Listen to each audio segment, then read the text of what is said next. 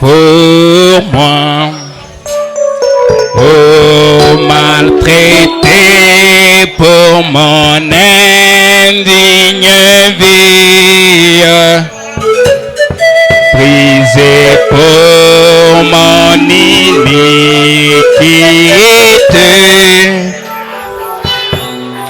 Il a pris sur lui mes maladies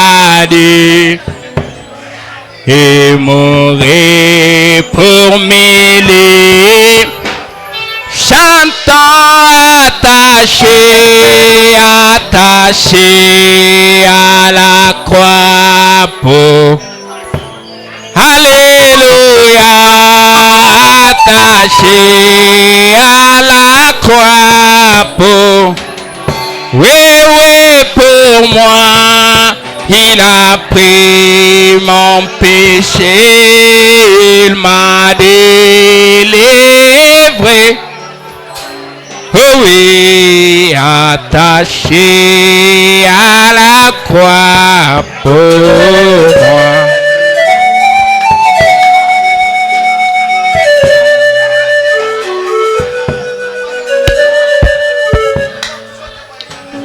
Éternel Dieu des armées, Dieu de William Marion Branham, ce soir nous sommes reconnaissants pour tout ce que tu fais pour nous, Jésus. Nous sommes reconnaissants de ce souffle merveilleux que tu as déversé dans nos narines. Nous sommes reconnaissants, ô Dieu Tout-Puissant, pour la force que tu as déversée dans notre chair, mon Seigneur et mon Roi. Dieu de William Marion Branham, Dieu trois fois saint, dans ta souveraineté, tu as, mon Dieu, mon Roi, accepté que nous puissions être comptés parmi les vivants. Pendant qu'il y a des gens qui ont beaucoup d'argent plus que nous, pendant qu'il y a des gens, ô Dieu Tout-Puissant, qui sont pieux, qui sont saints, ô Dieu Tout-Puissant, mais ce soir, ils ne sont plus. Ils se retrouvent dans des morgues. Ils se retrouvent, mon Jésus, dans notre dimension. Mais par ta grâce et ton amour, nous voici tous. Ce soir, nous sommes en bonne et due forme. Nous voici, Jésus-Christ, Père bienveillant. Nous sommes, ô Dieu Tout-Puissant, en bonne santé. Pourquoi ne pas te louer? Pourquoi ne pas t'acclamer? Pourquoi ne pas te remercier? Jésus-Christ, le même hier, aujourd'hui, pour toujours.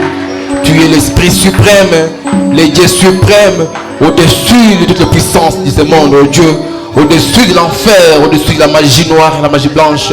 Tu es au-dessus de la franc-maçonnerie, oh Dieu. Voilà pourquoi, mon Seigneur et mon Roi, nous sommes très fiers de t'avoir comme Dieu. Nous sommes très fiers de t'avoir comme Papa, mon Dieu Jésus et mon Roi.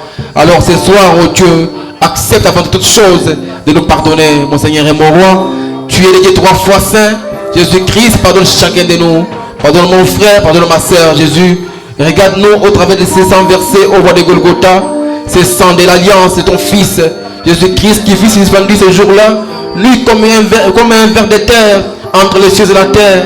Oh Dieu Tout-Puissant, tout cela pour expier notre iniquité, Seigneur. Pardonne nos manquements graves. Pardonne nos fautes, mon Dieu, mon Roi. Nous avions marché mal au-devant de toi. Pardonne-nous profondément, Seigneur. Tu es celui qui nous pardonne de tous nos péchés et qui nous guérit de toutes nos maladies, Jésus. Quand tu pardonnes, oh Dieu, tu guéris aussi nos maladies. Comme tu es déjà là, Seigneur Jésus-Christ, ce soir, nous croyons que ta présence n'est pas vaine. Quand ta présence est là, oh Dieu, elle guérit les malades, oh Dieu. Elle ramène les rétrogrades, Jésus. Elle bénit, mon Jésus, les âmes, oh Dieu Tout-Puissant, qui sont profondément affamées. Elle bénit, oh Dieu Tout-Puissant, et élève les pauvres. Jésus-Christ, en ta présence, il y a une différence entre ta présence et les réunions des politiciens, Jésus. Comme tu es celui qui tient toujours à tes rendez-vous, tu es déjà là, oh Seigneur. Sois avec nous, mon Jésus et mon Roi, du début jusqu'à la fin, Seigneur. Patron de cette réunion, alors que nous te laissons toutes choses à toi et à toi seul. Nous avons lu dans ta parole, l'Éternel, tu es notre lumière, tu es notre salut. De qui aurions-nous crainte, oh Dieu? Quand tu es avec nous, Seigneur, nous ne pouvons rien craindre. Nous ne pouvons pas craindre n'importe quelle puissance. Même si ça provient de l'enfer, nous ne craignons absolument rien, oh Dieu, car tu es avec nous, Jésus. Merci pour tout, oh Dieu. Merci pour notre frère Jean-Pierre qui est en déplacement et tu l'as ramené au milieu de nous, oh Dieu. Oh Père éternel, toutes ces choses, nous nous remettons ici à toi et à toi seul. Sois avec nous en tout et pour tout. Bénis bénis aussi nos frères et accélère leurs pas, les frères qui sont encore en route et les sœurs. Si ils vont arriver ensemble, et que nous allons te chanter, te louer, t'entendre, nous ne manquerons pas de te louer. Nous nous remettons ici à toi. Tout ceci pour la gloire de ton nom, le nom tout puissant et tout suffisant. C'est nous qui Seigneur et Sauveur Jésus-Christ, notre Dieu. Nous avons demandé par la foi et nous disons Amen.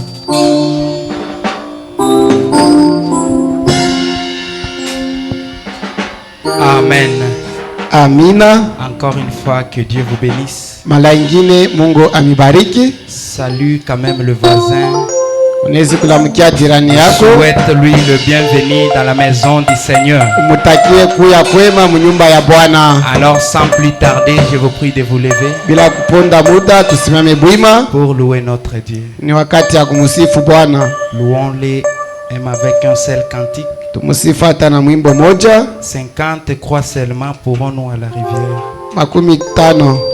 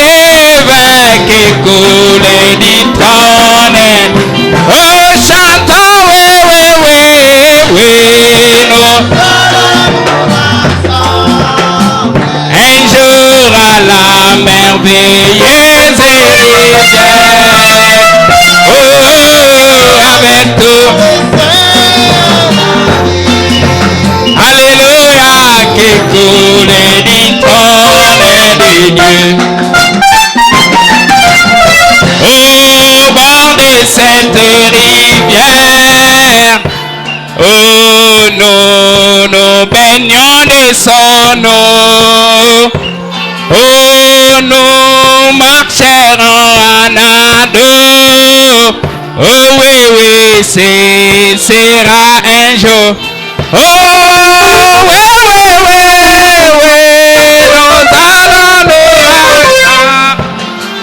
un jour à la merveilleuse rivière.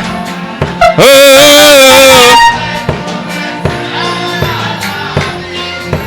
alléluia qui coule du trône. Oh, chantons, oui, non. Un jour à la merveilleuse rivière. Oh, saints. Alléluia, qui coule du trône de Dieu. Chantons pour moi chrétien, la terre est unique. Oui, tout est bien, oui, tout est bien, oui. Oh, il faut marcher, dépérir l'empire. Oui, tout est bien, oui, tout est bien, oui, tout est. Oh, pourquoi le faire? Alléluia, Christ est à moi, demain comme au ciel bientôt, je serai total. Oui, tout est bien, oui, tout est bien. Oh oui, pourquoi le plaire? La terre est roula. Alléluia, Christ est à moi, demain comme au jour. Au ciel bientôt, je serai total. Oui, tout est bien, oui, tout est bien, oui, tout est bien. Chantons, l'armée travaille, des tristesses ici. Oui, tout est bien, oui, tout est bien, oui. Des Cana, j'approche à chaque. Oui, tout est bien, oui, tout est. Oh oui, envers le monde, et son charme. Alléluia, dans ces lieux verts, retenir. Au moins, j'avance en paix, mes yeux m'en sortent. Oui, tout est bien. Oui, envers le monde et son charme. Oh, alléluia, dans ces lieux verts et tenir. Mais moi, j'avance en paix, mes yeux m'en sortent. Oui, tout est bien, oui, tout est bien, oui, tout est bien. Encore un jour, et j'atteindrai les. Oui, tout est bien, oui, tout est bien. Oh, et je verrai le pays des sages. Oui, tout est bien, oui, tout est bien, oui. Oh oui, encore un jour, le monde va au pèlerin, marcher sans tête, au ciel bientôt en Dieu, tu vas te reposer. Oui, tout est bien, oui, tout est bien. Oh oui, encore un, oh le monde est, alléluia, oh pèlerin, marcher sans tête, oh oui, bientôt, tu vas te reposer. Oui, tout est bien, oui, tout est bien, oui, tout est bien.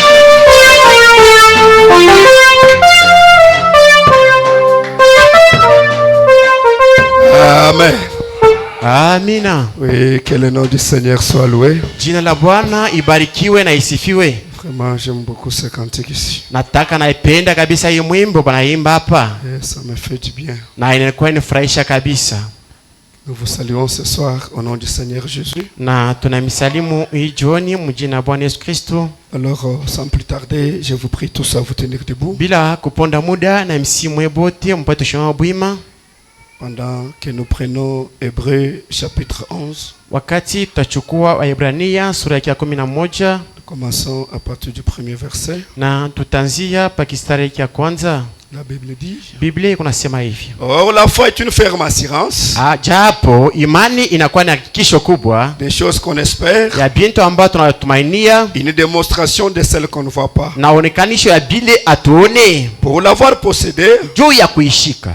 Les anciens ont obtenu un témoignage favorable. Wazee walipata ushuhuda ya kupendeza.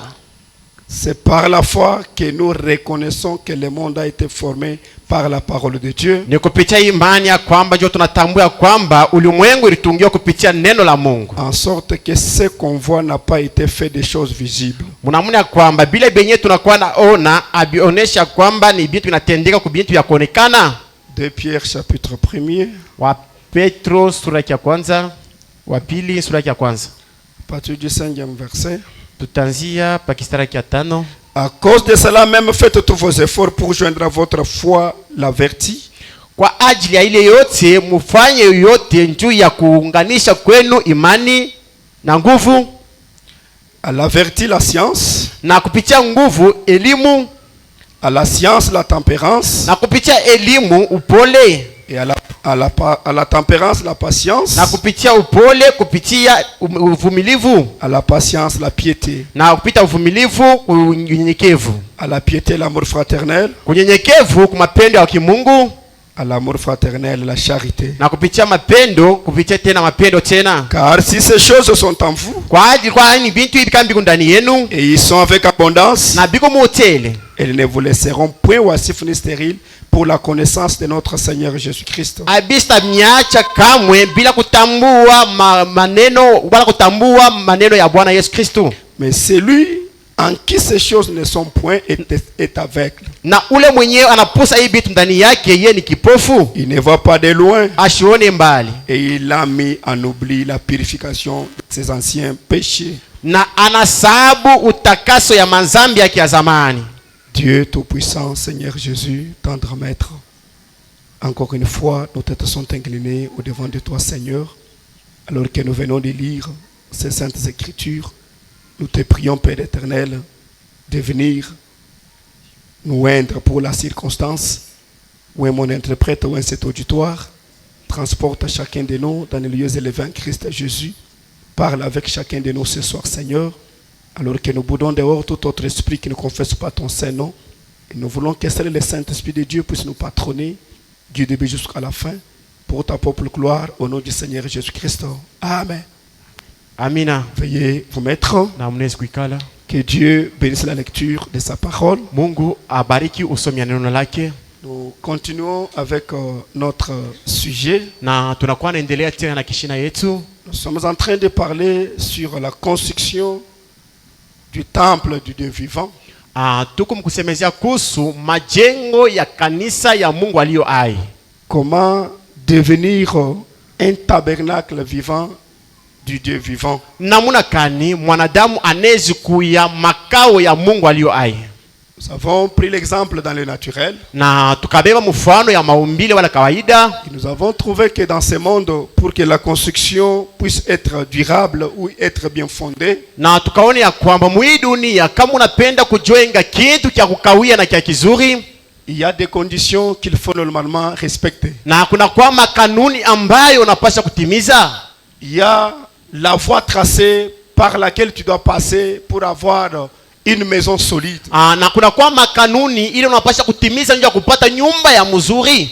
Une fois le terrain là, na kama unafika mwile kiwango, tu dois creuser premièrement. Unapaswa mbele kuanzia hapo kuchimba mbele. Et lorsque tu creuses, na wakati unachimba, tu es censé trouver une terre qui est dure. Na unapaswa kupata mbele bulongo wa kukauka wa nguvu. Trouver les rocs solides. Na upate mwamba ya nguvu. Et c'est là que tu dois poser votre fondement. Na njo pale unapaswa kutilia misingi yako. Amen. Amen. Et c'est ce que nous avons vu tout au long de la semaine passée. Alors, comme nous parlons de la construction, nous voulons entamer notre première pierre de la construction ce soir. Et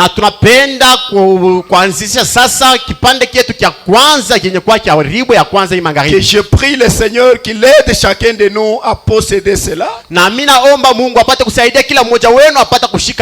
Je crois que nous sommes en train de creuser tous ensemble. Najua kwamba tuko mkatikati ya kuchimba wote pamoja. Alors ce soir nous voulons mettre la première pierre. Na hii magharibi tunapenda kutia tafari ya kwanza. Et connaître pourquoi cela est utile à notre construction. Na kujua kwamba njuu ya nini ile ya mafua njuu ya majengo yetu. Parce que en dehors de cela notre construction ne sera pas solide. Kondosha ile mjue kwamba majengo yetu haitakuwa ya mzuri wala kukawia. Amen. Amina. Et Pierre nous a dit que nous devons faire les efforts possibles. Na Petro anatuonyesha kwamba inabidi kujitoa kabisa pour que nous puissions avoir toutes ces briques à notre construction. Juu tupate kupata ile mabipindi yote mu majengo yetu. Parce qu'il nous dit clairement kwani Petro anatakatishia que celui en qui ces choses ne sont pas là, ule mwenyewe ndani yake hii vitu havina ndani yake, il est aveugle. Yeye ni kipofu, il ne voit pas, asione. Il a mis en oubli les anciens péchés pensant que c'est pardonné. Yeye anasabu mazambi yake ya zamani mkujizania kwamba wanaweza kuisamea. Il marche à l'aveuglette. Eko natembea sa kipofu. C'est quelqu'un qui peut tomber d'un moment à l'autre sans le savoir. Ni mtu mwenye anaweza kuanguka wakati yoyote. Mais c'est lui en qui ces choses demeurent. Lakini ule mtu anakuwa na ibitu ndani yake. Il ne sera pas stérile. Yeye asitakuwa kipofu wala mutasa. Il aura la connaissance du Seigneur Jésus-Christ. Na atakuwa na ufahamu ya Bwana Yesu Kristo. Il aura la révélation de ce qu'est Jésus-Christ. Na atapata ufunuo ya kile Yesu Kristo. Pour connaître la révélation de ce qu'est Jésus, na njoo ya kupata ufunuo ya kile Yesu eko, il faut réellement avoir toutes ces briques en vous. Inakubidi upate kujua ile mabipindi yote ndani yako. Lorsque toutes ces briques sont à ta construction, na wakati ile mabipande vyote viko ndani yako, à ce moment-là tu connais que na mwile wakati unajua sasa kusema je ne peux pas être stérile. na pale sitabakia kamwe tasa. C'est pourquoi peuple de Dieu, kwa maana taifa ya Mungu, je prie jour et nuit miko naomba busiku na mchana que ces choses nous pénètrent réellement. mahubiri ipate kuishikia Nous mzuri, ne puissions jamais oublier ça. tusipate kamwe kuhesabu. Parce que voilà ce qui fera de nous des chrétiens. Na njoo yenyewe itatukuisha wa Kristo wa kweli. Écoutons d'abord notre prophète. Mushikia mbele kile nabii wote wanasema. Je suis dans la stature de l'homme parfait. Niko mahubiri kutunga kimu ya mtu mkamilifu. Une prédication du 14 octobre 62. Mahubiri yenye kuhubiri tarehe 14 mwezi wa 10 mwaka 64. Écoutons un peu ce que le frère Branham dit. Na mfuate kile nabii Branham anasema. Paragraphe 134. Beti ya 134. Je crois la voix de Dieu c'est 104. Nadhani utafsiri ya la voix de Dieu inakuwa 104. Si je me suis trompé, c'est vice versa. Kama mimi najitanganya binakuwa vile vya kipindu. Or, Japo c'est là que se présente la chose dont nous allons parler ce matin ou ce soir. Njo pale banaonesha kitu ambacho tunapenda kusemezea hii jioni. Très bien. Mzuri. Une maison. Asema nyumba. Cette fondation vient en premier. Ile misingi inapasha kuya ya kwanza. Quel est le fondement du christianisme? Misingi ya ukristiano ni nini? La foi dans la parole de Dieu. Imani ndani ya neno la Mungu. Amen. Amina. Le fondement du christianisme. Misingi ya ukristiano. C'est la foi dans la parole de Dieu. Ni imani ndani ya neno la Mungu. Voilà votre fondement. Jo yenye misingi yenu. Alors, Japo vous commencez à croître. Na pale munaanza komala.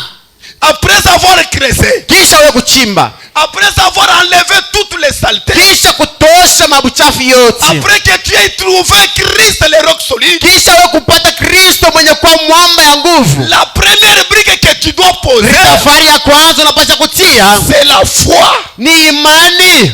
Amen. Et sans la foi, na bila imani, on ne peut pas plaire à Dieu. Hatuwezi kama kumpendeza Mungu.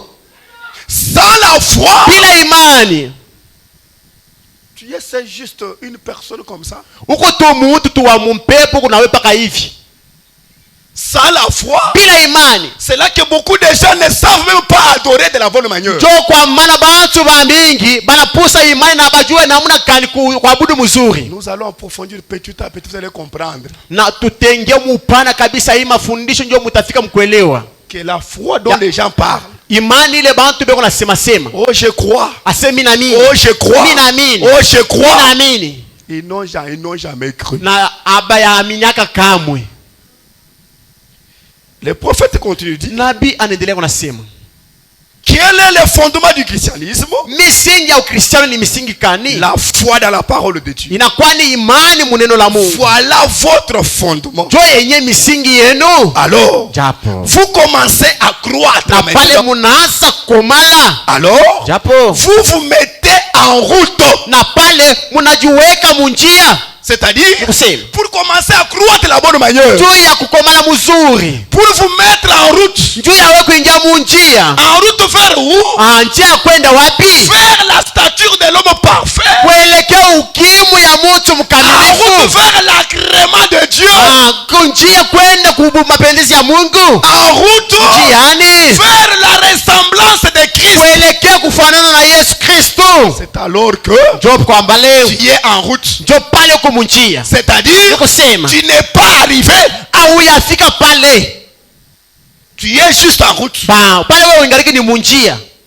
Vous commencez à ajouter à ces fondements. Na njoo munaanza sasa kuongeza kwa ile misingi. Mais la foi tu n'en as pas. Sasa wewe mwenyewe imani au yakuwa nayo. Comment tu auras l'amour? Namuna kanu utakuwa na mapendo. C'est pourquoi nous pouvons prêcher sur l'amour. Njoo kwa maana tunaweza kuhubiri bantu mapendo. Les gens vont seulement se former des histoires dans leur tête. Na bantu batajiwazia na kujitungia bintu vya mawazo. Oui, oui. Ndio. Les gens vont seulement se former des histoires. Bantu batajitungia tu bintu vya mawazo. Et ils deviendront même des hypocrites. Na banakuwa banafiki. Que j'ai l'amour. Akusema na mapendo. Non, non. Hapana. Quelle est cette maison-là? Ile ni nyumba kanile. Qui n'a pas de fondation. Ile yenyewe ina misingi. Qui est déjà seulement haut. Isha batisha kupika na malata. C'est quel type de maison? Ni nyumba namna kani? Ça ce sont des maisons de Congolais. Ile inakuwa ni manyumba ya shua Kongomani.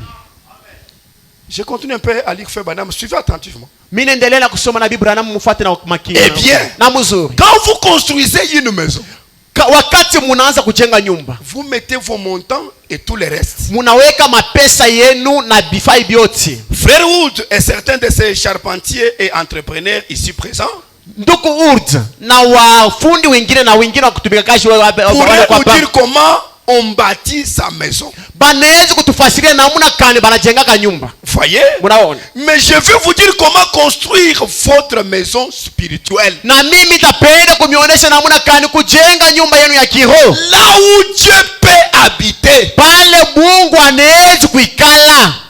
Hein? Les charpentiers que nous avons et les autres les maçons. Bafundi wa maçon bali tukunabo hapa. Ils peuvent nous apprendre. Banaweza kutufundisha.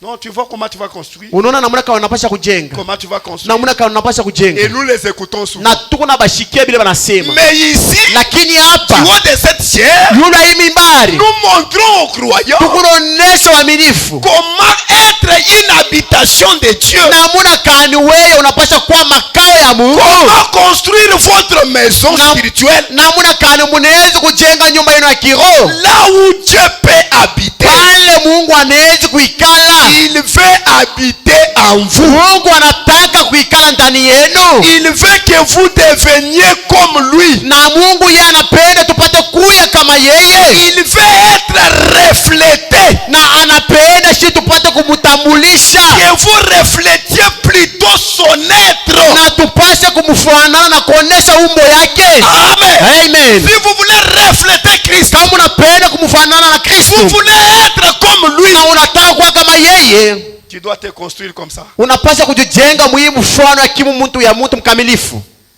C'est alors que tu dois te construire. Ndio pale unapaswa kufanana na Kristo. C'est comme ça qu'il veut. Ndio pale ndio vile Mungu anapenda. Il continue, il dit. Na anaendelea na sisi. Vous savez, mnajua, autrefois quand il préparait l'or, wakati mwingine wakati walikuwa wanatengeneza dhahabu, avant qu'ils aient de fonderie pour le purifier, kabla abayapata ile binti ya kuitakasa nayo, il les martelait pour les débarrasser de toutes les impuretés. Baranza kuipopola sana kabisa ndio kutosha mabuchafu yote. Du fer, kutosha mabinti mabuchafu, du cuivre, na cuivre et des autres choses. Na binti bingine kazalika. Il les battait, balikuwa naipika, les retournait, na banaigeuza, et les battait encore, na banaipika tena. Les Indiens font cela aujourd'hui. Wakiwa incha balikuwa naifanya vile leo.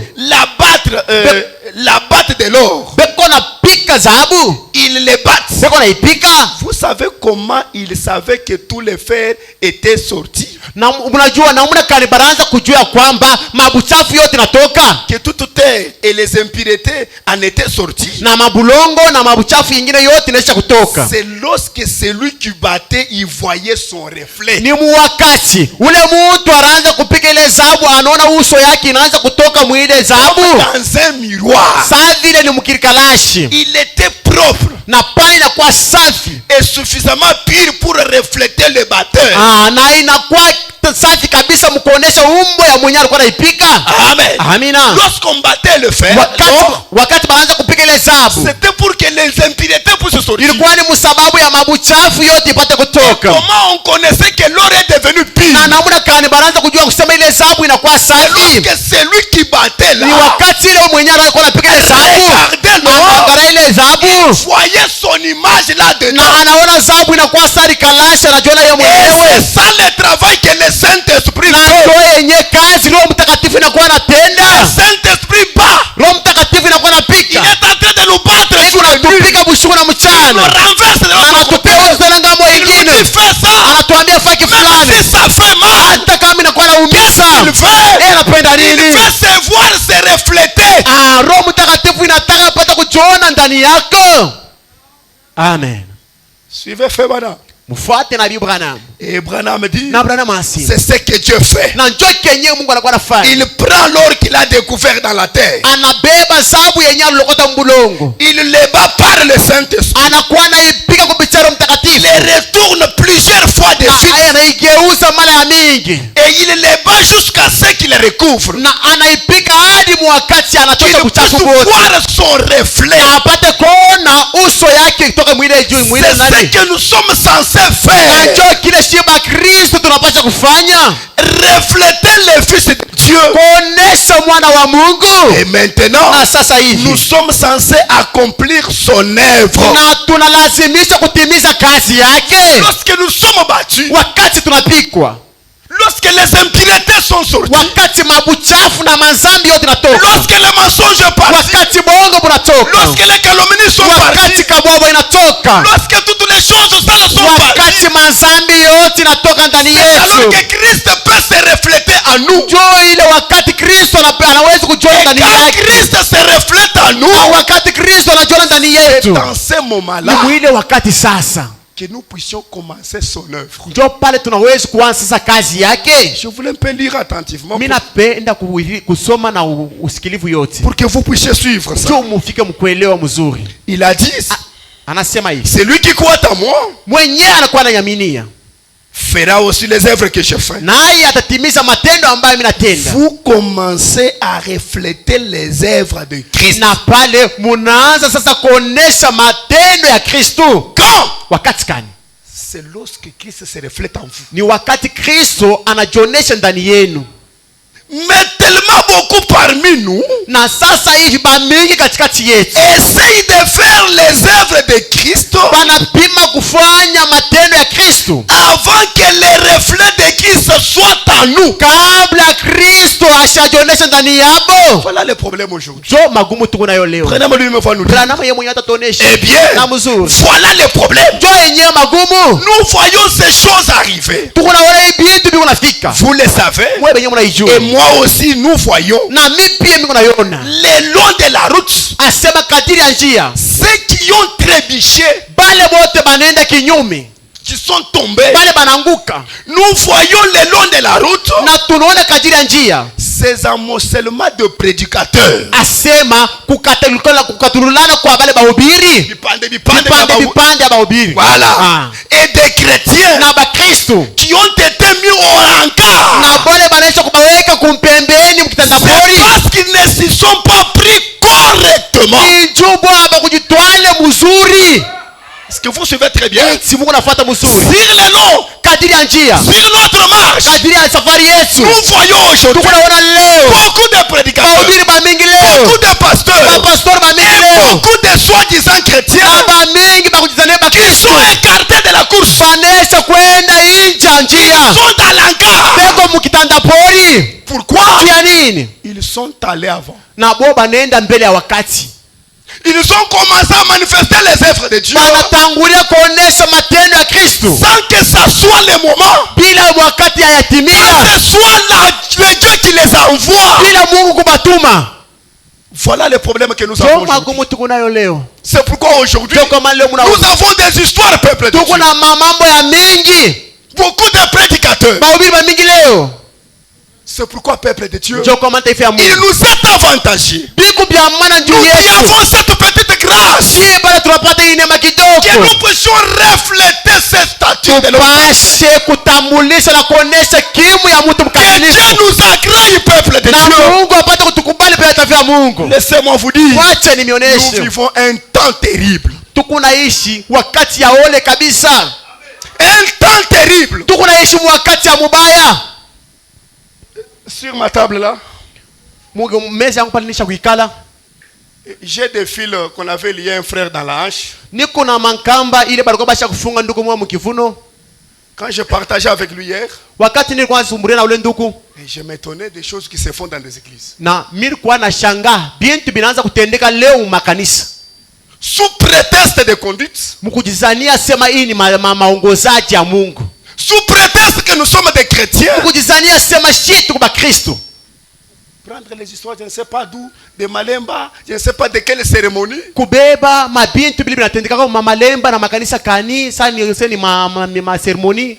On a lié là des histoires de poudre, des histoires de je ne sais pas quoi. Soi-disant ta protection. Et qui lit ça? La soi-disant vase. Hein? L'homme d'autrui est mari d'autrui. Tu fais descendre son pantalon. Et une petite femme là vient. C'est le Seigneur. Et tu descends le pantalon. Tu es malade. Tout ça c'est quoi? C'est quand on n'a pas assez de la connaissance de distinguer le juste et le faux. Voilà là où nous tombons. Voilà là où nous sommes arrivés. Des histoires sales qui n'ont aucun rapport avec la parole. Et vous trouvez là c'est plein. C'est plein. Mais nous ici qui essayons de parler de la parole pure, voilà c'est vite.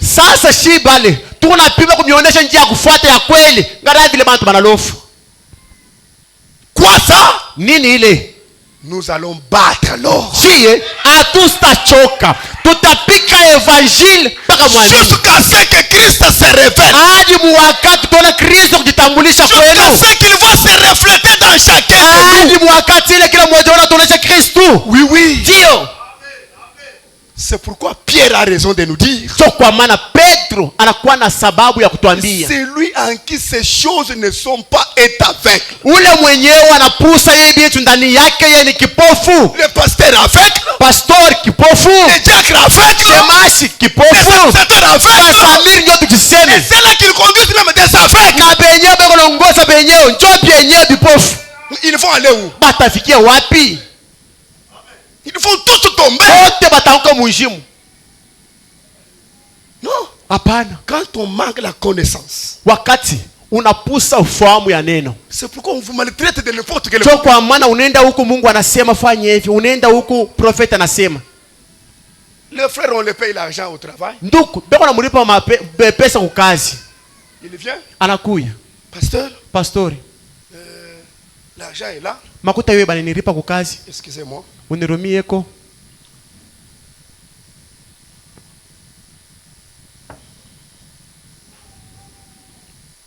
Qu'est-ce qui arrive? L'argent est là. Pastor, pesa yo ya mshahara. Non, l'ange est là. Asema hapana, malaika iko hapa. Et l'ange dit il faut qu'on se partage ça en deux. Na wile malaika anasema hii pesa tukabulane kachikachi.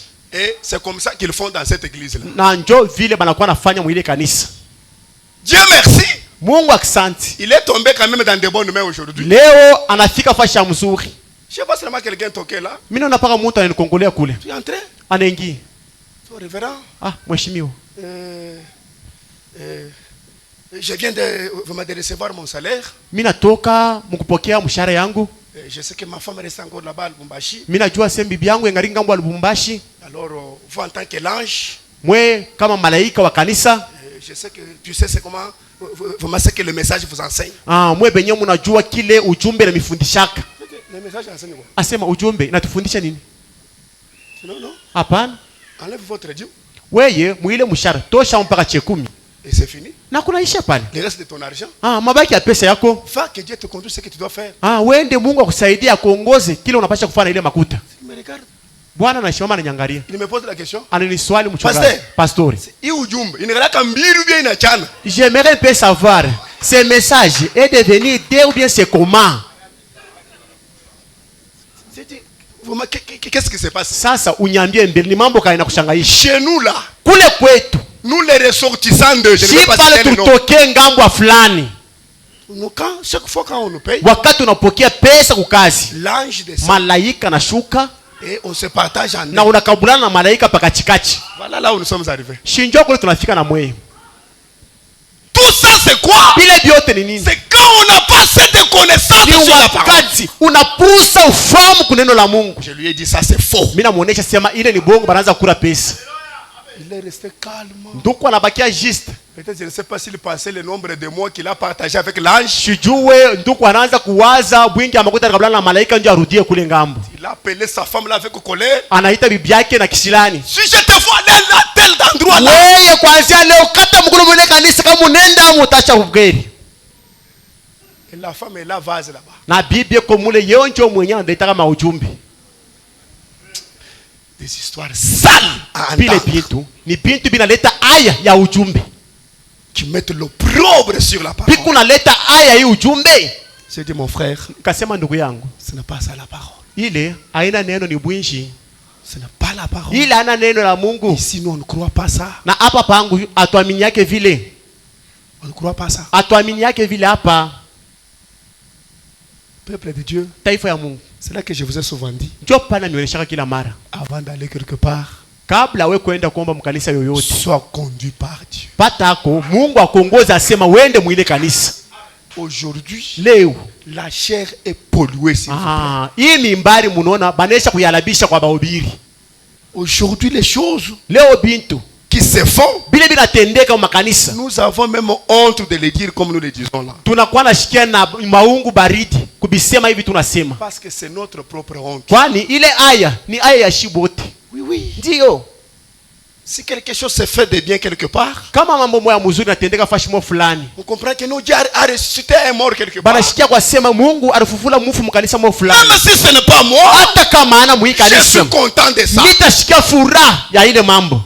Parce que c'est dans notre famille. Kwani ni mjamaa yetu. C'est dans notre équipe. Ni mjamaa yetu. Que Dieu soit loué pour ça. Asema Mungu apewe sifa kwa ile Et jambo. quand nous apprenons aussi, Na wakati tunashikia tena ne mahabari. sais pas là-bas, Asema kule ngambo il y a shikia. des grossesses, des grossesses, des Kule ni grossesses. mamimba iko naingia ingine bado natosha. Nous nous inclinons la tête. Pale tunashinda kunyangula uso mbele ya watu. C'est nous tous. Ni aya ya shibote. C'est pourquoi, peuple de Dieu, Ndio kwa maana taifa ya Mungu. que Dieu nous vienne en aide. Mungu apate kutusaidia. Que Dieu nous aide. Mungu atusaidie. C'est vraiment, ça fait très mal même quand nous le disons. Binakuwa naumisha roho hata wakati tunabisema. Voilà pourquoi beaucoup de gens, fait Madame le dit, Ndio kwa maana bantu ba mingi sont tunajua aujourd'hui dans l'encart. banakuwa leo ni pembeni Ils mnabitanaoni. ont failli à l'objectif. Banashinda kifukuzio. Voilà pourquoi Branham dit. Ndio kwa maana Branham anasema. Voilà pourquoi Ndio kwa maana je suis ici ce soir. niko hapa ichoni. C'est afin d'essayer d'enseigner à cette petite église, Ni munamuna kupima kufundisha kanisa kidogo. à moi-même Branham, Na kwangu mimi peke yangu la Branham. manière de devenir les lieux d'habitation du Dieu vivant. Namuna kani ya kuya makao ya Mungu aliyo hai. Branham enseigne l'église, Branham anafundisha kanisa. enseigne lui-même. Na yeye alifundisha naye pia. Comment nous pouvons devenir? Namuna kani tunapaswa kuya. C'est pourquoi moi j'aime ce pronom personnel nous. Ndio maana mimi napendaka kusema kubwingi shie. Oui, oui. Ndio. Mais beaucoup de prédicateurs, Lakini bahubiri ba mingi leo. que vous, Mweye. vous, Mweye. vous. Mweye. Mais quand il dit vous là, Wakati mnasema mweye. pas combien les doigts les regardent. Ashiyo bwingi abilole binamwangalia na yeye wakati anashota hivi. Vous là-bas, mwe bali vous devez naître de nouveau. unapaswa kuzalika jipya. Les trois là te demandent aussi. Shuweye nawe pia unapaswa kuzalika jipya. C'est Branham dit. Branham yuko nasema, Je suis venu ce soir mina kwa imangaribi d'essayer d'enseigner à cette petite église mukupima mukufundisha ikanisa kidogo et à moi-même na kwangu mimi Branham la manière de devenir les lieux d'habitation du Dieu vivant. namuna ya kuya makao ya Mungu aliyo hai. Combien aimerait être cela? Na bangapi banapenda kuwa makao ya Les Mungu, lieux d'habitation du Dieu kwa vivant. makao ya Mungu aliyo hai. Moi je suis le premier. Mie ni kuwa pili, J'aime les devenir ce soir. napenda kuwa mwa makao ya C'est Mungu. le souhait de mon cœur. Ni nia ya Mungu wangu, ya moyo wangu. Amen. Amina. Maintenant, Sasa hivyo voici ce que nous faisons. muoneni sasa hivi tunakuwa nafanya. Quelle est la première chose Kitu cha kwanza ni kitu kani? avant de devenir la maison de Dieu? Kabla kuya makao ya Mungu. Branham dit Branham yuko nasema, avoir la foi kuwa na imani et naître de nouveau, na kuzalikwa jipya c'est poser les fondements. ni kutia misingi. Amen. Amina. La foi, Imani c'est ce que nous parlons aujourd'hui. jo yenye tunasemezea hii hapa sasa magharibi ya leo. Écoutons maintenant ce que la Bible dit. Na mushikie sasa kile Biblia nasema. Comme nous venons de le lire, Sasa tunatoa muisoma. la Bible dit Biblia nasema que la foi, ya kwamba imani, relisons un peu ça. tuisomulule tena. Allons dans Hébreu chapitre 11. Tusome Mwaebrania sura ya 11. Moi, si vous êtes là, balançons-nous ça rapidement là. Kwa haraka kama mnaisha kupata ile muitumie kibao. Écoutons un peu, découvrons quelque chose là. Mushikie na tupate kuvumbula kitu On moja. dit or la foi Asema japo imani est une ferme assurance. ni hakikisho moja kubwa. Hein? On dit que c'est une ferme assurance. Asema ni hakikisho moja bila kushindwa. Je voudrais que vous puissiez suivre ça très bien. Mimi napenda mpate kuifuata na makini. Quand on parle d'une ferme assurance, Wakati bego nasemezea kuhusu imani ya bila kushindwa, c'est quelque chose qu'on ne peut pas bouger. ni kitu ambayo abawezi kukitenkesha. En d'autres termes, Kusema kwingine, quelque chose qu'on ne peut pas ouvrir kitu kinawezi kufungula par quoi que ce soit. kwa kitu kani kyokyote. C'est-à-dire c'est bien fermé. Kusema kisha kufungika mzuri. Une ferme assurance. Asema kitu kile kinaweza kufungika mzuri. Écoutons ce que la Bible dit. Mushikia mzuri kile Biblia nasema. C'est Paul qui nous enseigne. Huyu ni Paulo anatufundisha. Or la foi, Asema japo imani, une ferme assurance asema ni hakikisho des kubwa choses qu'on espère. ya vitu ambavyo tunatumainia. Pas des choses qu'on voit. Haina vitu tunaona, Des choses qu'on espère. vitu vile tunatumainia. Une démonstration. Asema uonekanisho. C'est-à-dire dans la foi, Ni kusema il muimani, y a aussi une démonstration. ni kusema kuna kwa uonekanisho mwe fulani. Une démonstration. Uonekanisho mwe fulani. Cette démonstration, Ile uonekanisho c'est des choses qu'on ne voit pas. ni ya vitu vyenye hatuwezi kuona, Des choses invisibles. vitu vinavyoonekanikake. Voilà ce qu'on appelle la foi. Jo yenyewe balikuwa naita imani. Tu démontres. Inakuonesha Toi-même, tu démontres na wewe mwenyewe unaonesha des choses vitu qui ne se laissent pas voir. vile bantu abakwanza kuona, Et tu confesses même na unaikiri, unaisema que ces choses existent. akwamba hii vitu binikalakako. Une démonstration Asema onekanisho des choses ya vitu qu'on ne voit pas. ya bila tuone na macho. Voilà ce qu'on appelle la foi. Jo yenyewe banakuwa naita imani. Et cette foi-là, Na ile imani c'est voilà la foi selon Dieu. ni kupata imani kuambatana na Mungu. Mais ce soir, Lakini magharibi je vais vous démontrer deux sortes de foi. na mionyesha imani mbili ya kuachana Selon Frère Bada, kuambatana na Bibi Branham. nous avons la foi qu'on appelle une foi intellectuelle. Tunakuwa na imani yenyewe banakuwa nasema ni imani ya kujifunza kwa masomo, Ou bien une foi mentale. wala imani ya mkichwa ya kujiwazia.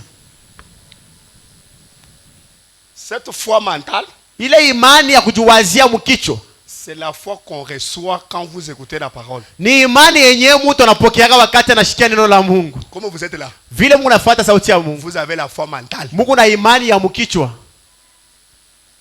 C'est ça. Ndio vile. Et en dehors de la foi mentale, kutosha hapo imani ya mkichwa, il y a une foi qu'on appelle la foi céleste. Kuna kwa imani yenyewe wanaita imani ya kimbingu, ya mbingu. La foi spirituelle. Asema imani ya kiroho.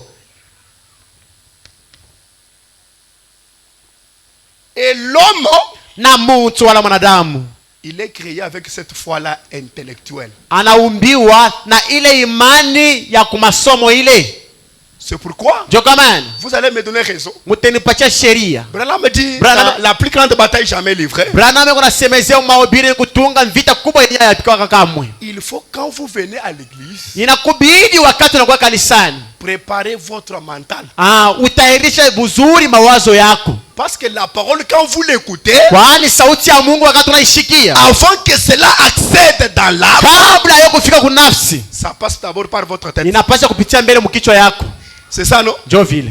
C'est pourquoi quand le corps est malade, c'est là qui dort là. C'est pourquoi quand vous venez à l'église, votre mental doit être correct. Pourquoi? Pour accéder, quand vous écoutez la parole sortir, cela doit avoir un endroit de départ. Inapasha kupata fashi ya mzuri ya kupitia. Pour que ça accède à l'âme. Ndio ipate kufikia kunafsi. C'est là que fait vraiment raison de dire. Dans un corps malade, asema ndani ya mwili mzaifu, Dieu ne peut pas tirer gloire. Mungu hasiwezi kutumikisha mwili mgonjwa kamwe. Dieu c'est sa parole. Kwani Mungu yeye ni neno lake. Mais quand sa parole sort, wakati neno lake linatoka, il n'y a pas moyen de la recevoir. Hakuna namna kanaweza kuipokea. Comment il va tirer gloire comme ça? Namna kana atapata usifu mwili. Amen. Amina. Nous allons y arriver. Tutaifikia. Frère Branham lui-même va nous expliquer. Tuko Branham yeye mwenyewe atatufasiria. La foi, imani, doit avoir un fondement. Inapasha kwa na misingi. Je ne veux pas aller vite avec ceci parce que c'est un fondement qui doit être compris de la bonne manière. Na hii mafundisho sipende kwenda nayo mbio kwani ni misingi yenye napenda kila mtu aelewe mzuri. Allons maintenant dans la rédemption par jugement. Twende mwabire kutunga ukombozi kupitia mamzi. Une prédication qu'il a prêchée le 14 novembre 54. Mwabire kubiria mtarehe ya 14 mwezi wa 11 mwaka 1454. La rédemption par le jugement. Ukombozi kupitia mamzi. Mahubiri. Il y a beaucoup à lire là-dedans. Na tunakuwa na bia mingi bia kusoma mwi mahubiri. Mais je veux prendre l'essentiel. Na mie tabeba para kiamana. Nous allons commencer à partir de paragraphe 27. Tutanzia parobeti yake ya 27. Vous allez comprendre la foi dont nous parlons. Na njoo pale mtaelewa imani ambayo tunasemezea. Et après nous allons revenir sur les deux types de foi là. Na njoo pale tutarudia tena kuima imani mbili. Si on ne termine pas, kama tuimalize leo, le vendredi Dieu aidant, on va attaquer ça. Mkajitano kama Mungu anasaidia ndio tutabamba ile kipande cha pili. Vous puissiez comprendre. Njoo mufike mkuelewa. Que beaucoup de gens tombent pourquoi? Ya kwamba watu bamingi ile banakuwa na mkao. Ils se limitent sur la foi mentale. Banashimamia tu muimani ya mkichwa. La foi mentale est là. Imani ya mkichwa kujiwazia hii kwako. Par exemple, kwa mfano, comme vous êtes assis là, vile msha kuikala, si je vous disais mettez-vous debout, kama nionyesha mshawayo buima, mettez-vous un peu d'abord debout. Mshawayo mbele buima. C'est la foi. Ni imani ndio nafasi ya mshimami. Oui, oui. Ndio. Tu t'es tenu debout. Unashimama buima. Par la foi. Ni kupitia imani. Mettez-vous maintenant. Muikale sasa. C'est la foi. Ni imani. Quand on va dire sortez, kama nionyesha mutoke sasa, tu as écouté quelque chose. Unasikia kitu mo fulani. Une certaine recommandation. Asema mkubala kutuma na mnamo fulani. Et tu sors. Akwamba sema toka. Mets-toi debout. Shimama buima. Tu t'es tenu debout. Unashimama buima. C'est là. Ile nasema. Il y a une certaine automatisme en toi. Kuna kwa kitu moja kinakwenda kufanyisha mara moyo upate kutenda. C'est la foi. Ile ni imani. C'est là que fait Branham dit. Ndio pande kwa maana sema. La foi. Imani. C'est quelque chose d'ordinaire. Ni kitu cha kawaida. Les gens pensent que watu wanajiwazia la foi ya kwamba imani peut être grande comme cette église. ya kwamba kusema imani inaweza kuwa munene sa ikanisa. Non, non. Hapana. La foi, Imani c'est quelque chose de très simple. ni kitu kimoja cha kawaida tu, Mais il faut seulement les connaître. lakini ya kubidi uijue. Très simple, Ni ya kawaida mais très puissant. lakini ya uwezo kabisa. Très simple, Ya kawaida mais accomplit des grandes choses. lakini na kunatimiza vitu kubwa. Très simple, Kawaida ça peut arracher quelqu'un entre la bouche de Satan. inaweza tena kunyang'anya mtu mu mikono ya shetani. La foi. Imani C'est pourquoi ndio kwa maana le christianisme est basé là-dessus. ukristiano inatilia misingi pa imani. C'est pourquoi Ndio kwa maana c'est la plus grande fondation que nous avons. ni misingi mwa kubwa ambayo tuko nayo, Et sans la foi, na bila imani la Bible déclare, inasema il est impossible de lui être agréable. habiwezekane upate kumpendeza Mungu. Oui, oui. Sio? Frère Branham va nous dire, Branham atatoresha sans la foi, bila imani Dieu ne te reconnaît même pas wasema hata Mungu asikuchue dans son royaume. mufalme ya Mungu.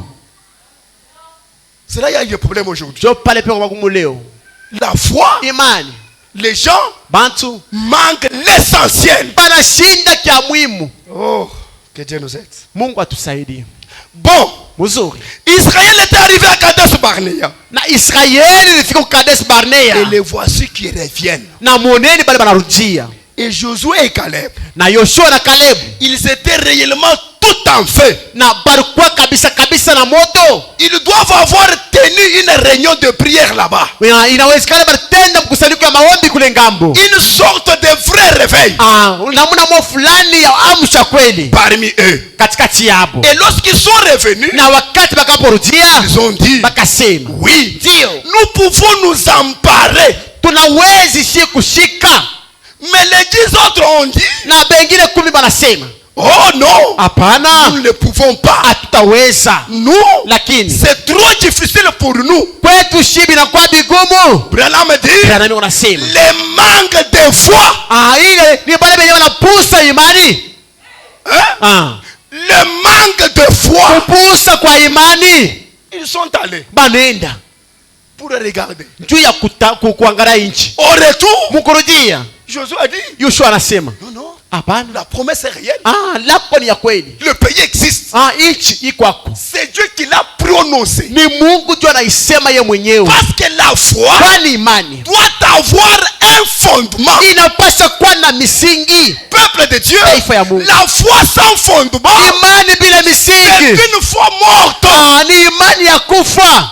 La foi doit Imani avoir un fondement. inapaswa kuwa na misingi. Et le fondement de la Na foi, misingi ya imani ce n'est rien d'autre hakuna kitu que kingine la parole de Dieu. isipokuwa paka neno la Mungu La parole seule. na neno tu peke yayo. C'est là que nous devons baser notre foi. So penyewe tunapaswa kutilia imani yetu. La foi ne Imani doit pas être dans un homme. haiwezi kuwa ndani ya mwanadamu, C'est-à-dire Ni kusema. dans les paroles d'un na homme. kusema mumisemo ya mwanadamu. No. Hapana, Mettez votre foi dans ce que la parole dit. tia imani yako mukile neno la Mungu inasema. Point barre. Binaishia pale Et les choses marcheront. na bintu bitendeka mzuri. Les 10 sont venus. Bale 10 banafika. Non. Hapana. Vous savez, Unajua. devant leurs yeux, Mbele nous yabo sommes comme des shile sauterelles. tukusaba mpancho, Nous ne pouvons pas. hatutaweza. Choisissons d'autres personnes Tuchakuleni batu et bengine retournons na en Israël. turudieni kule ku Misri. Retournons en Égypte. Turudieni ku Misri. Josué a fait faire taire le peuple. Na pale Yoshua akanyamasha watu wote. Un homme de foi. Mtu wa imani. Bien-aimé frère, Wapongwa ndugu na si pendo. tu es dans un entourage de gens toujours négatifs, quittez là-bas. Weye kama uko katikati ya bantu beko nasema mpaka vitu vya bibaya vya kushindo, achana nabo. Oui, oui. Ndio. Même si c'est ton frère, Hata kama ni ndugu yako wa damu il moja, est toujours négatif. eko mpaka na misemo ya kushindwa. Non, non. Hapana, Mon frère, ndugu yangu, tu es mon frère. uko ndugu yangu Mais quand tu as mishikatani. resté avec toi, Tunaikana na weye, quand tu as resté avec toi, kuikana na weye. non, non. Abiendeke.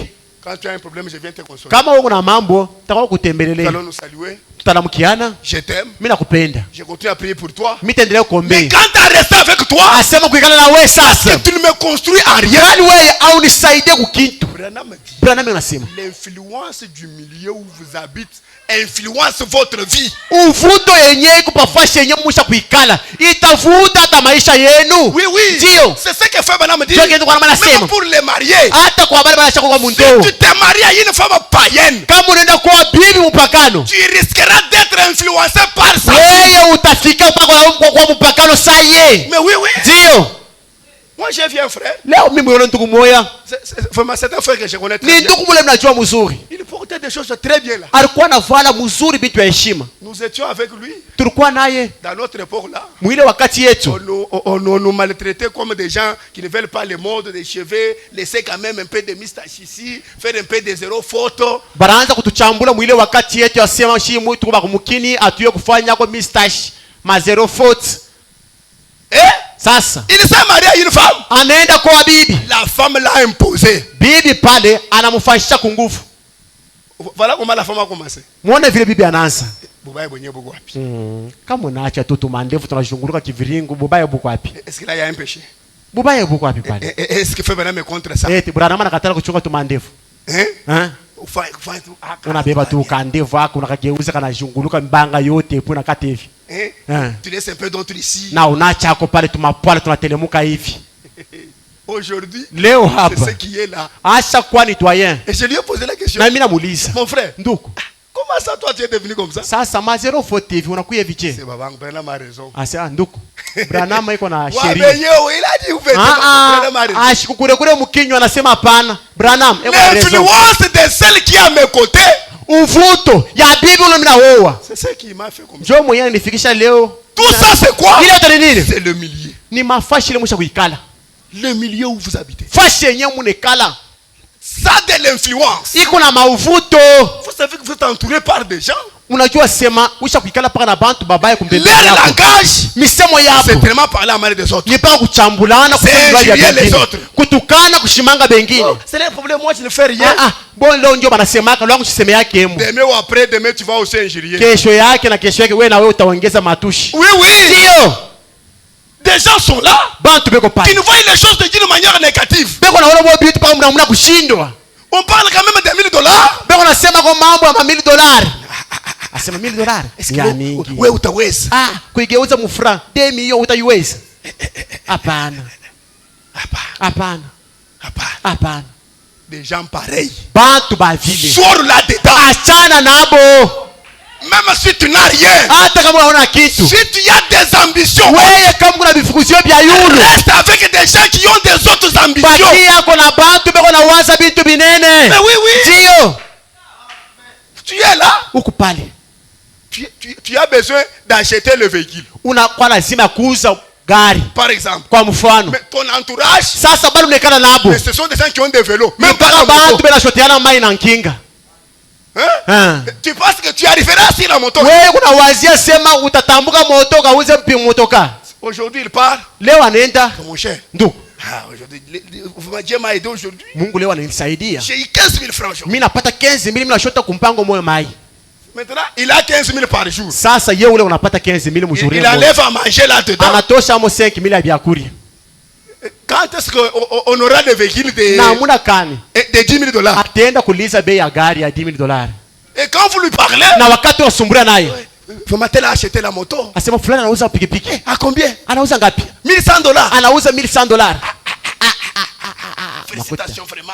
Huku mwanaume. Beko nato. Hapa ndio benye tulikuwa kupeleka hapa. Tu vois seulement l'homme qui prend sa famille, qui va un peu dans un restaurant pour manger.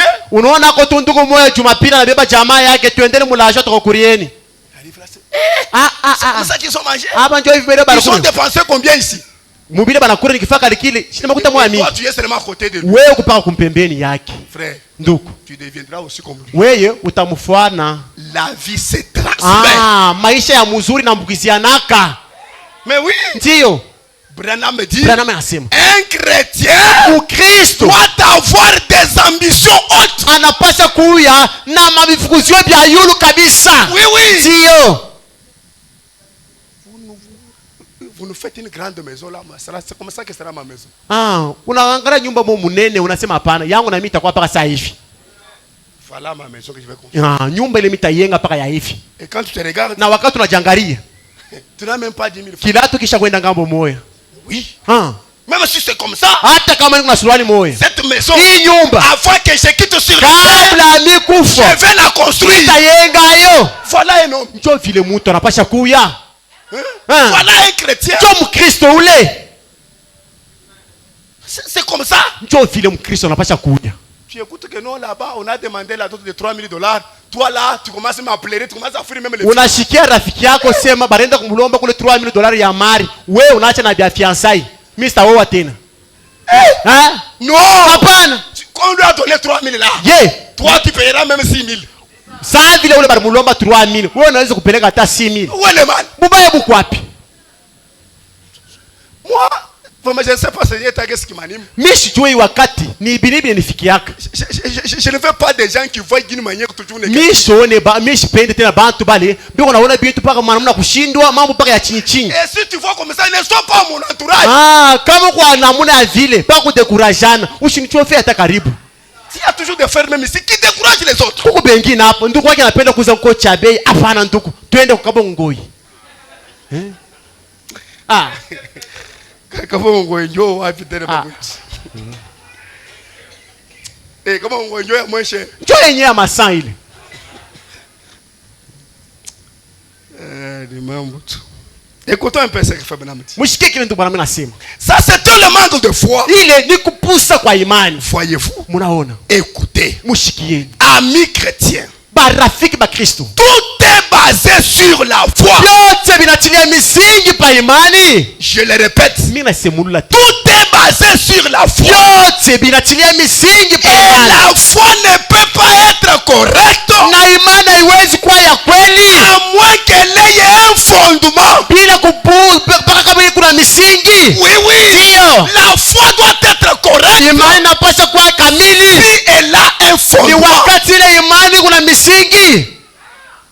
Toi, ta foi, tu mets en quoi? Sasa wa yako imani unatumainia munini? Votre fondement, c'est sur quoi? Misingi yako iko pa nini? Continuons d'abord. Tuendelee mbele na usomi. Vous ne pouvez pas avoir la foi Hamutawezi kuwa na imani et dire, na kusema eh bien, na mzuri, je crois que ceci est ma foi. mimi najua kwamba hii ndio imani yangu. Ma foi ne vaut rien Imani yangu haina na kitu, haina si imani. elle est contraire à la foi de Dieu. Imani yangu haina na maana kama inakuwa napinganisha imani ya Mungu. Vous écoutez déjà qu'il y a déjà deux fois, n'est-ce pas? Mushikie bale beko na imani mbili.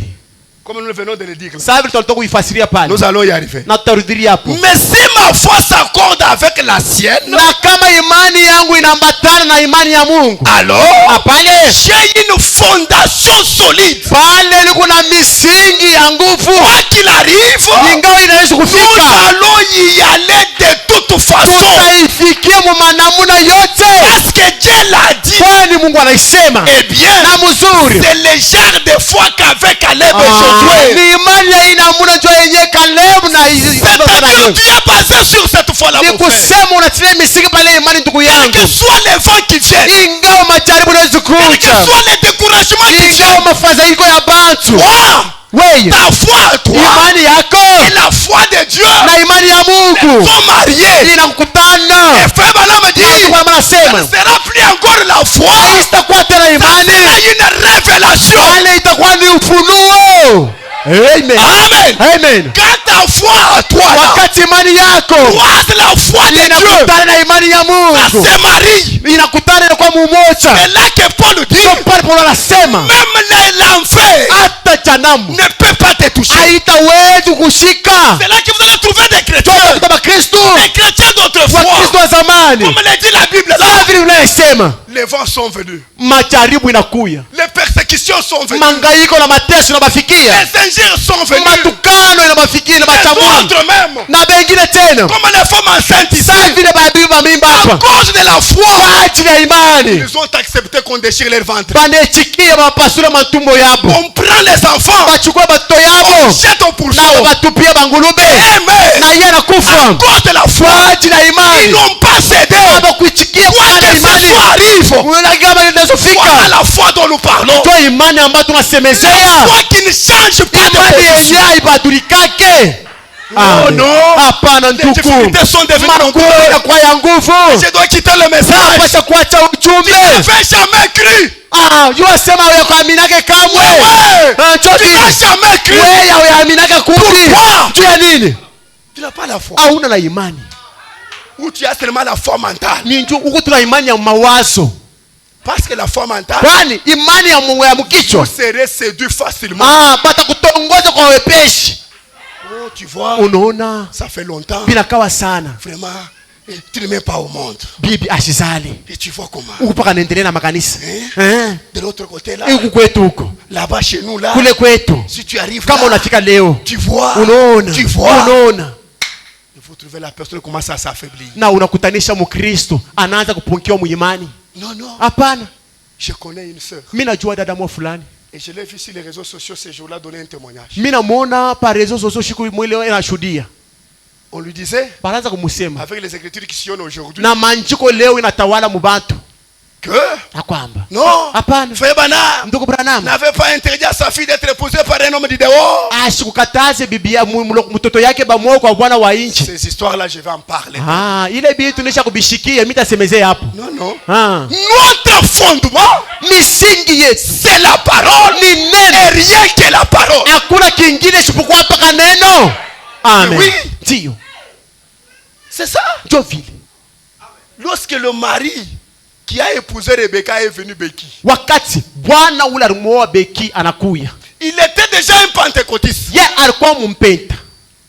Branham, quand il est venu, Branham wakati anakuya. qu'est-ce qu'il a attiré vers Beki? Nini yenye ilivuta ule bwana kwa Beki? C'est parce que Ni juu il a trouvé que Beki ne portait pas les pantalons. aliona sema Beki ashikwanza kuvala masuluani. Elle était une bonne fille. Alikuwa mwanamke mzuri. Très droite là. Alikuwa na mama kunyoloka. Non, non. Hapana. Je vois que c'est une bonne fille. Mimi nasema ni mwanamke mzuri. Je dois aller là-bas. Mimi napasha kwenda kumwoa.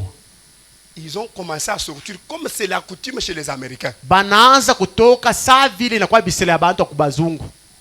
Chez les Américains, Kubulaya. on sort Banatokaka. sans avoir l'idée d'abord, ni de sexe, ni de mariage dans leur tête. Bila kuya mbele na mawazo ya kupatana mubibi na bwana wala ya ndoa. Et c'est ça que j'ai vu un pasteur là. Cho kile miro na pastori moya. Alors, vous devez sortir, c'est l'écriture. Asema munezi kutoka ni andiko. Ici chez moi non. Huku kwangu hautatokaka na mwanamke vile. Je le répète. Mimi nasema tena. Suivez-moi sur les réseaux sociaux. En direct mune nifuata. Ici, hapa on est africain. Tuko bantu beushi. Oui, oui. Ndio.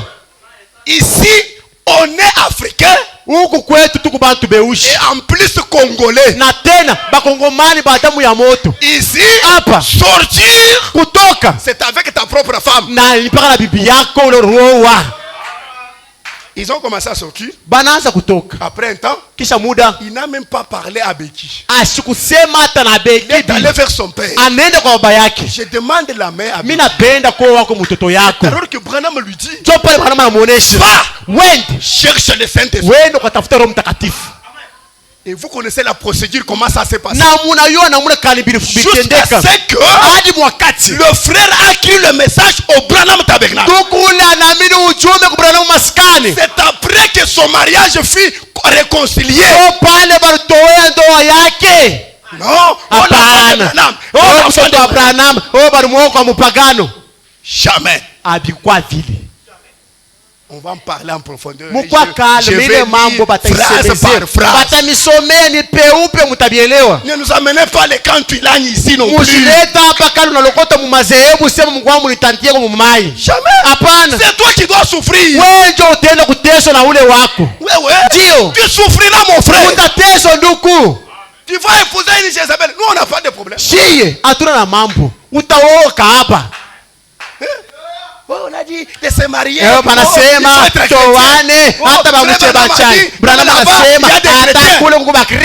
Quel type de Saint-Esprit que nous avons en tant que l'épouse qui sera partie au ciel et celles-là qui vont rester dans le tourment.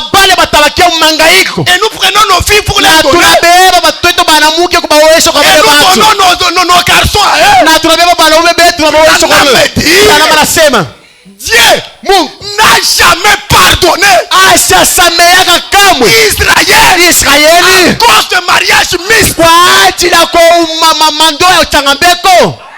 Ndio. En parler. Et Tutaisemezea. on va s'opposer à ça. Ndio tutakatana ile Nous avons mambo. la parole. Kwani sisi tuna neno safi. Ubenga wiya. Oui, oui. Ah. Tu vas aller nous chercher une sœur là dehors. Utaenda tulokotea kama ni wapi? Tu vas commencer à l'apprendre que Dieu te bénisse. Unaanza kumwambia sema kule kwetu ukitoka mkanisa balamkia Mungu akubariki. Tu vas commencer à l'apprendre que Dieu. Unaanza kumfundisha sema kama dada anakuya bana shima make vinja kuomba. Nous les avons vus ici. Shi tulibaona ka barikuya hapa. Je connais certains. Tusha kuyoba kantuile be kwamo. Nous connaissons ça. Tusha kumiyua. Non. Nous voulons Si tunapenda des choses pires. bitu binaza Quand il y a la foi pire, wakati kuna imani safi tu vas conserver cette semence-là. utachunga ile mbeko. D'abord, ce qui te pousse à aimer une fille mondaine là, Bile binakutuma uende kapenda bibi wa mudunia. c'est parce que tu n'as pas encore cru. Ni juu weye au yakuwa kwanza mkristu. Tu n'es pas né de nouveau Au d'abord. yazaliwa mbele chipya. Voilà le problème aujourd'hui. Njo mambo magumu tuko nayo leo. Pendant que nous avons des sœurs ici qui prient des enfants de Dieu, va épouser là, là-bas il n'y a pas de filles. Mais ce sont des garçons. Weye tuko na babibi hapa banamuke beko naomba bushuku na mchana Mungu Bwana. Weye pale semo ende bakamuoe kwa wainchi. Hapa pana biana. Évitez ça. Mwache le mizaa. Ce sont des bêtises. Hein? Ile ni michezo. D'ailleurs, j'aime vraiment quand mon diable là avait dit un jour, Milipenda kabisa wakati shemashi kule ngambo alisemaka siku moja. il faut consommer localement. Tuanzeni kuriaka ni hapa petu lwa karibu. Oui. Ndio. Il faut consommer d'abord localement. Tuandele loko wana. Nos filles ne sont pas encore terminées. Toi, tu commences à penser à la mouchmaï, à la Kishasa, à Banap. Akuya kwa ba minere bala bapende kwenda kubukweli. Beote hapa basa kwenda kubukweli. Wewe unusha kwanza kuwaza ukasai na kabeka mwanga. Consommer d'abord localement ici. Si wewe mbele babeko hapa. Pala bataisha ndio sasa neno passer abana mwa. Wakati tunaenda bote banabakia paka ba minere njoo tutamwambia pasteur avec raison. Hapa kuna tena mwa kukomei. Bata kutuma utenda ku. Frère madame dit. Ndugu wanasema. Quoi qu'il arrive, ingao inaweza kufika. nous allons y arriver. Tutafikia paka. Voilà la foi qu'avait Josué et Caleb. Jo imani yenye Yoshua na Caleb C'est ce dont nous voulons, peuple. Jo yenye tunahitaji bandugu na badada. Cette foi-là dans le cœur des hommes et des femmes. Ile imani mumioyo ya bandugu na badada. Lorsque les difficultés arrivent, Wakati magumu itakuya. non, Hapana. je n'abandonne pas ce Mimi message. siwezi kuacha neno. Je n'abandonne pas la parole. Siwezi kukana neno. Si c'est pour le travail, Kama ni juu ya kazi. Ile travail Napenda kazi imalizike. si c'est pour quoi que ce Kama ni soit, juu ya ndoa. j'accepte. Ndoa ishikachike. Oui, peuple de Sio Dieu. ndio taifa ya Mungu. Oui, peuple Sio de Dieu. taifa ya Mungu. Nous sommes passés par là. Sio tulipitia mwile. À cause de ce message, Kwa ajili ya hii ujumbe. nous sommes allés à l'école Tunaenda kwa masomo. en prenant la rosée comme l'eau. Tunaanza kubeba mai na mataka kumayani saa mai kuna kumacho. On te dit, Tumwanzo comme tu kule. n'étais pas parti puiser de l'eau, Banakuambia sema vile kwenda kushota mai jana. comme tu étais parti dans ton église, Sasa unaenda kanisa yako. va chez les Branham, on te donne de l'eau. Uende kwa mapastori bali babranama kupatia mai kunao. Et je pars en route. Na mimi nenda mubalabala mumayani. Je prends la rosée. Na ngotele mai nikala kumayani na na kumacho. Na tosha mampocha. Je pars à l'école. Mimi nenda kwa masomo. Pour cette parole, Juu ya hii neno. mais vous trouvez les gens aujourd'hui. Sasa leo nakutanisha bantu. Le travail m'a dit. Kazi inanionyesha. Oh, parce qu'il m'avait dit. Bananionyesha kwa Et vous trouvez les jeunes filles. na unakuta babinti Même les banamuke. jeunes gens aujourd'hui. Hata babiana banaume leo. Qui vont aller coucher avec des vieilles mamans au coin du travail. Wanaenda kulala na banamba mama bakukome juu ya mambo ya kazi. J'ai vu ça ici sur Mandrandel. Mimi naona ile mambo inatendeka kwa Mandrandel huko. On te dit, Banakuonesha. non, tu as bien étudié. Unafunda masomo Très yako bien. ni mzuri. Mes conditions Kanuni kwa pour hapa. avoir ce travail, Ndio kupata hii kazi. couche avec cette maman. Wewe ndio kasharatika na huyu mamabu. Mais j'ai vu un chrétien. Lakini mimi naona mwanaume wa Mkristo. Vraiment que Dieu le bénisse beaucoup. Mungu ambariki pale eko. Il est avec nous ici. Eko na shi Il hapa. a dit, pasteur, Anasema pastor, je ne veux pas de ces mimi histoires. sitawezi kufanya J'ai ile dit, vitu. reste comme ça. Asema Dieu frayera une autre voie. mimi namuonesha baki hapa kama vile ndugu. Mungu atafungula njia Il nyingine. va aller vendre ton étoile pour quoi? Uende kuisha nyota yako bule. Garde la foi. Chunga imani. Pour l'avoir possédé, Juu ya kupata ile imani. les anciens Basi ont obtenu un témoignage favorable. balipata ushuhuda ya kupendeza. Et je souhaite que nous ayons un témoignage favorable. na tunapenda tupate kushuhuda ya mzuri. Que Dieu nous accorde cette foi solide. Mungu atupatie kwenye imani kamili Basée sur sa parole. yenye kutilia misingi paneno. Mettons-nous debout. Tusimameni bwima. Oh peuple de Dieu. Oh taifa ya Mungu, Je vous prie de tout cœur. mimi namiomba na moyo wote, Que pendant que nous exploitons ces choses, wakati tunafundisha hii mahubiri, que chacun de nous se mette au travail. kila mmoja wetu anza kutengeneza maisha yake. Que chacun se mette au travail. Kila mmoja wetu anza kutengeneza maisha yake. Seigneur, Bwana, mets-moi au travail, Seigneur. unitie kukazi. Que je cherche cela avec tout cœur. Nitafute kwa na roho yote. Que j'ai réellement cette foi solide. Nikuwa na ile imani kamili. Une foi Imani qui fera que, itafaa kwamba quelles que soient les difficultés de la vie, ingawa mateso inaweza kufikia, quels que soient les problèmes, ingawa mambo inaweza que je kufikia, ne puisse pas renier cette parole. ushikane kama mweneno. Que je ne puisse pas renier la parole. Ushikane Seigneur. kama mweneno. Pourquoi que ce soit, So ingawa ile inaweza kufikia, que je reste solide. nibakie kamili. Que la mort vienne. Lufu lukuye. Que les problèmes viennent. Mateso inipate. Que les difficultés viennent. Magumu inipate. Que les situations compliquées viennent. Makazi malizike. Seigneur, Bwana, positionne-moi sur les rochers. unipatie msimamo mzuri Bwana. Que je me positionne sur les rochers Nipate Bwana solides. msimamo mzuri pa Que je mwamba. ne puisse jamais m'embraler. Nisikame Ni de kuteka. gauche ni à droite, Seigneur. Nikuwa kushoto na kuume. Pendant que nous chantons, Wakati banatuma mwimbo.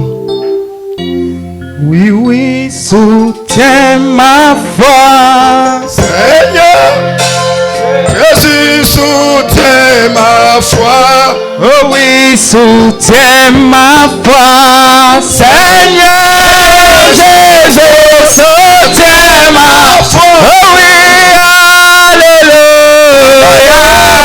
La croix est devant moi, je ne vais plus, oh jamais recul. Oh oui, alléluia, la croix est devant moi, je ne vais plus, moi jamais recul. Oh Jésus, exaucez-moi.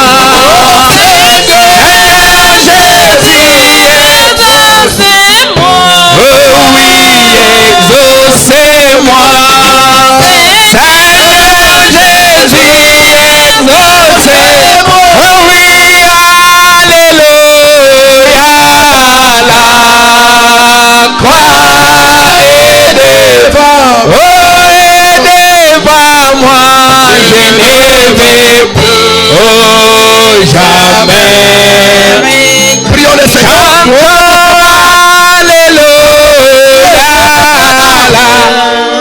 La croix est devant moi, je ne vais plus jamais. Oh Jésus, exaucez-moi, Seigneur Jésus, exaucez. Oh, exaucez-moi, Seigneur Jésus, exaucez. Oh oui, alléluia, la croix est de. Oh,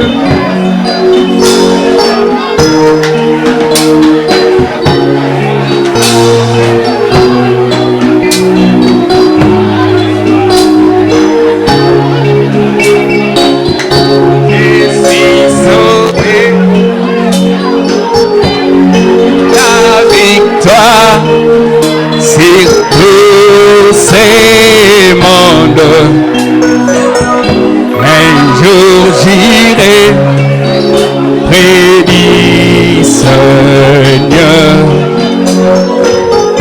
Voici la fin de mes souffrances, parce qu'en Jésus, je suis sauvé. J'ai la victoire sur tout ce monde. Un jour j'irai prédire. J'irai là-haut parmi les près d'Emmanuel mes consolés par sa montagne à la louange. Ira Jésus un camp. Oh oui, j'irai là-haut parmi les anges, près d'Emmanuel mes consolés par sa montagne à la louange. Ira Jésus un camp.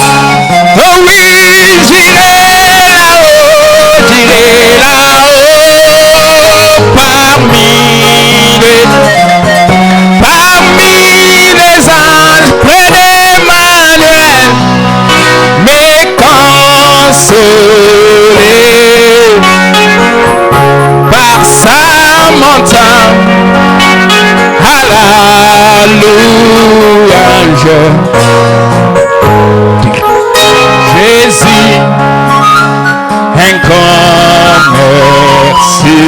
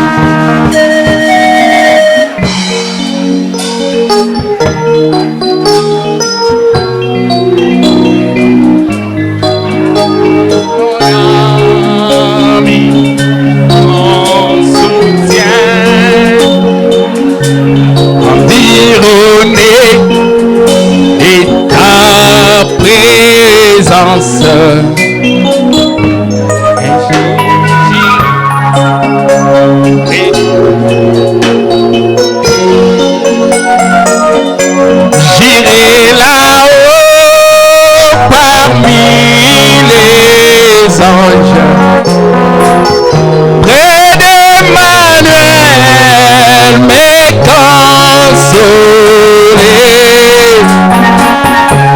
par sa montagne à la louange. Dira Jésus un camp. Oh, j'irai là-haut parmi les anges, près d'Emmanuel mes consolés par sa montagne à la louange. Dira Jésus encore merci.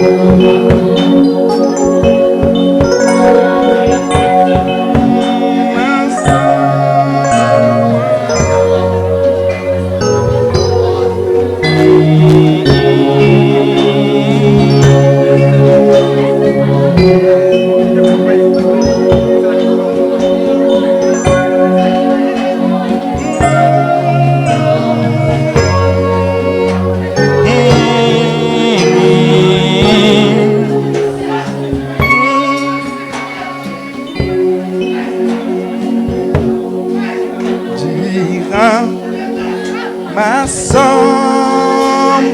vie.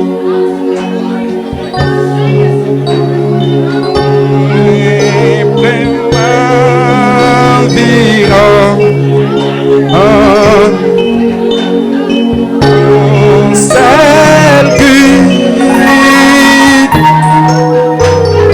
change le ténèbre un jour et sur mes larmes de peine me laisse jamais m'éloigner de toi. Oui, oui, oui, ne me laisse jamais m'éloigner de toi.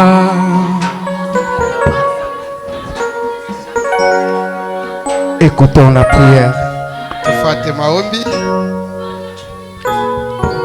Seigneur Jésus, qui est comme toi, Seigneur mon Dieu, mon roi? Qui est comme toi, Père très saint? Qui est comme toi, Jéhovah Jireh? Qui est comme toi, Jéhovah Tchikenu? Qui est comme toi, Jéhovah Manassé? Qui est comme toi, Jéhovah des miracles? Tu viens à peine de nous vacciner, mon Dieu, mon roi. Puisque sans toi, nous ne pouvons rien faire. Nous sommes censés d'être prêts.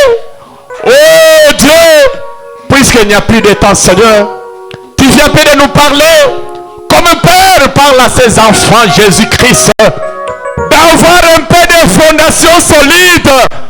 Mon Dieu et mon roi, qui était venu auprès de toi, alors qu'il était venu.